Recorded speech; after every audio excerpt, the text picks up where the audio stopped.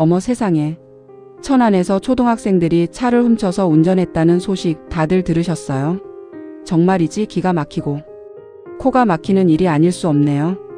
아줌마 입장에서 정말 걱정스럽고 또 한편으로는 우라통이 치밀어 오릅니다. 어떻게 이런 일이 대한민국에서 버젓이 일어날 수 있는지 도무지 이해가 가질 않아요. 자세히 들어보니 2026년 5월 20일에 천안에서 벌어진 일인데요. 겨우 12살밖에 안 된 초등학생.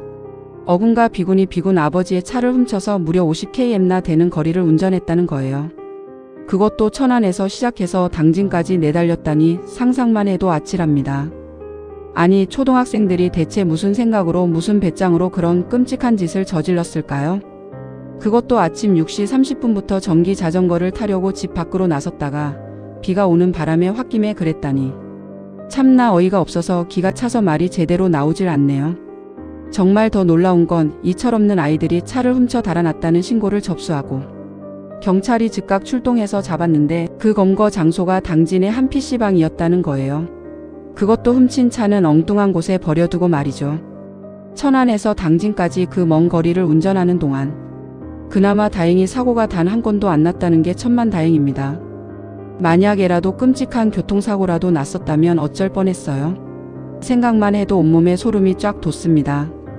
현재 이 아이들은 도로교통법상 무면허 운전 혐의는 물론이고 쟁점을 더 따져봐야겠지만 특수절도 혐의까지 적용되어 경찰 조사를 꼼꼼하게 받고 있다고 하는데요. 여기서 더 심각한 문제는 문제 아동 비군이 고작 일주일 전에도 친구 녀석이 훔친 차에 재미 삼아 탔다가 경찰에 붙잡힌 아주 뻔뻔한 전력이 있다는 거예요. 이거 완전 보통 수준의 상습범이라고 봐야 하지 않겠어요? 경찰에서도 이 녀석들이 또다시 비슷한 범죄를 저지를 가능성이 있다고 보고 긴급동행 영장 발부까지 신중하게 고려하고 있다니 정말이지 보통 심각한 상황이 아니라는 것을 짐작할 수 있습니다. 게다가 이 아이들은 안타깝게도 만 14세 미만의 촉법소년이라 형사 처벌도 제대로 속 시원하게 받지 않는다는 점입니다. 그냥 소년부로 사건이 넘어가서 훈방조치나 사회봉사 명령 정도로 흐지부지 마무리될 텐데 과연 그런 가벼운 처벌로 이 아이들이 제대로 정신을 차릴 수 있을까요? 저는 솔직히 정말 회의적인 시각을 감출 수가 없습니다. 이런 아이들은 엄중하게 처벌해서 다시는 감히 엄두도 못 내도록 해야 마땅하다고 생각합니다. 더욱 충격적인 사실은 곰곰이 생각해보니 불과 며칠 전인 2026년 5월 13일에도 천안에서 비슷한 사건이 또 있었다는 겁니다.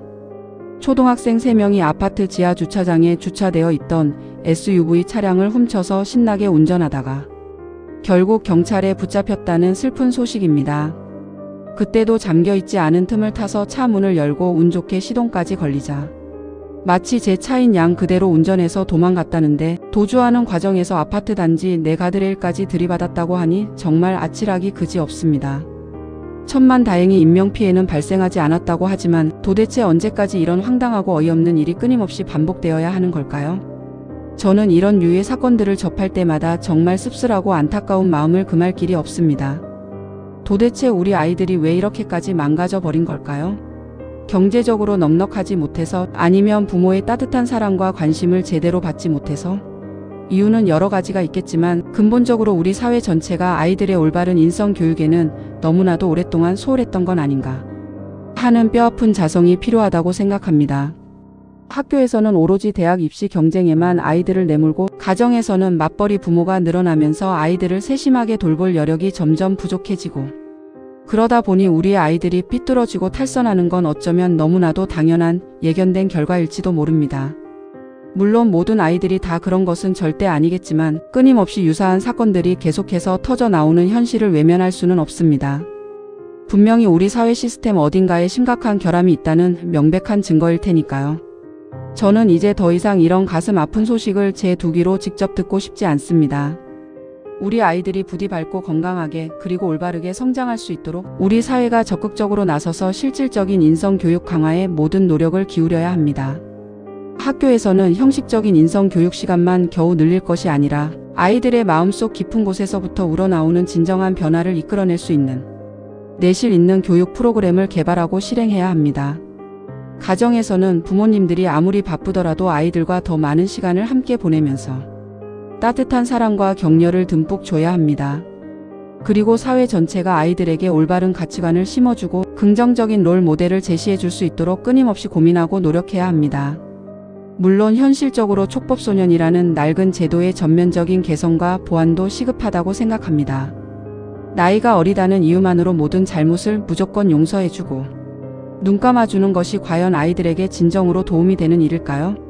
저는 결코 아니라고 생각합니다. 잘못된 행동에 대해서는 반드시 책임을 지도록 교육하고 합당한 처벌을 통해 다시는 그런 끔찍한 일을 반복하지 않도록 하는 것이 올바른 방향이라고 믿습니다. 저는 대한민국의 평범한 아줌마로서 우리 아이들이 올바르게 성장하여 건강한 사회 구성원으로 자리 잡을 수 있도록 언제나 두 눈 부릅뜨고 지켜볼 것입니다.